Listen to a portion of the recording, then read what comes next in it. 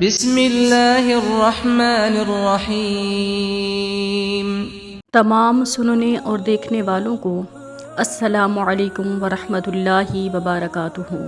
ایک بازار سے ایک مغرور بندہ گزر رہا تھا کہ اس کی نظر سر پر ایک ڈول اٹھائے عورت پر پڑی۔ اس نے اسے آواز دے کر روکا اور بڑے غصے سے پوچھا، اے مائی، کیا بیچ رہی ہو؟ عورت نے کہا، جی میں گھی بیچ رہی ہوں۔ اس شخص نے کہا، اچھا دکھاؤ تو کیسا ہے؟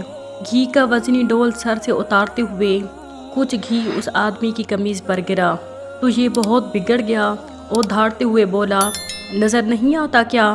میری قیمتی قمیض خراب کرتی ہے۔ میں جب تک تجھ سے اس قمیض کے پیسے نہ لے لوں تجھے تو یہاں سے ہلنے بھی نہیں دوں گا۔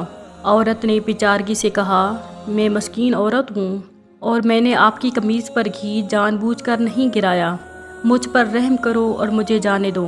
اس آدمی نے کہا، جب تک تجھ سے دام نہ لے لوں میں تجھے یہاں سے ہلنے بھی نہیں دوں گا۔ عورت نے پوچھا، کتنی قیمت ہے آپ کی قمیض کی؟ اس شخص نے کہا، 1000 درہم۔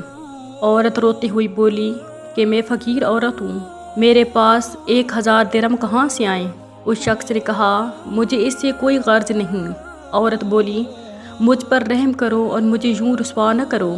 ابھی یہ آدمی عورت پر اپنی دھونس اور دھمکیاں چلا ہی رہا تھا کہ وہاں سے ایک نوجوان کا گزر ہوا۔ نوجوان نے اس سہمی ہوئی عورت سے ماجرا پوچھا تو عورت نے سارا معاملہ کہہ سنایا۔ نوجوان نے اس آدمی سے کہا، جناب میں دیتا ہوں آپ کو آپ کی قمیض کی قیمت، اور جیب سے 1000 درہم نکال کر اس مغرور انسان کو دے دیے۔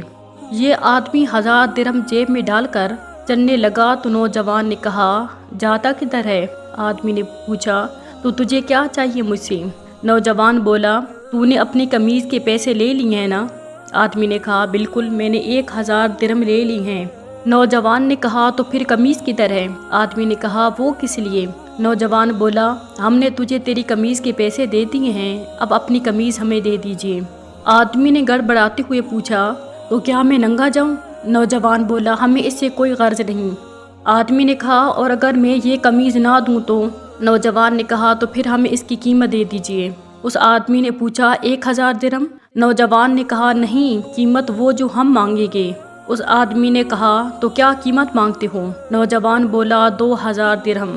آدمی نے کہا، تو نے تو مجھے 1000 درہم دیے تھے۔ نوجوان بولا، تیرا اس سے کوئی مطلب نہیں۔ آدمی نے کہا، یہ بہت زیادہ قیمت ہے۔ پھر نوجوان بولا، ٹھیک ہے، ہمارے قمیض اتار دیں۔ اس آدمی نے کچھ رہانستے ہوئے کہا، تو مجھے رسوا کرنا چاہتے ہو؟ نوجوان نے کہا، اور جب تو اس مسکین عورت کو رسوا کر رہا تھا تو؟ آدمی نے کہا، یہ ظلم اور زیادتی ہے۔ نوجوان نے حیرت سے کہا، کمال ہے کہ تجھے ظلم لگ رہا ہے۔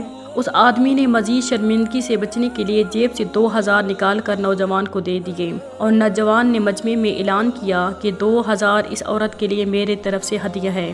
ہمارے ہاں بھی اکثریت کا حال ایسا ہی ہے، ہمیں دوسروں کی تکلیف اور توہین سے کوئی مطلب نہیں ہوتا، لیکن جب بات خود پر آتی ہے تو ظلم محسوس ہوتا ہے۔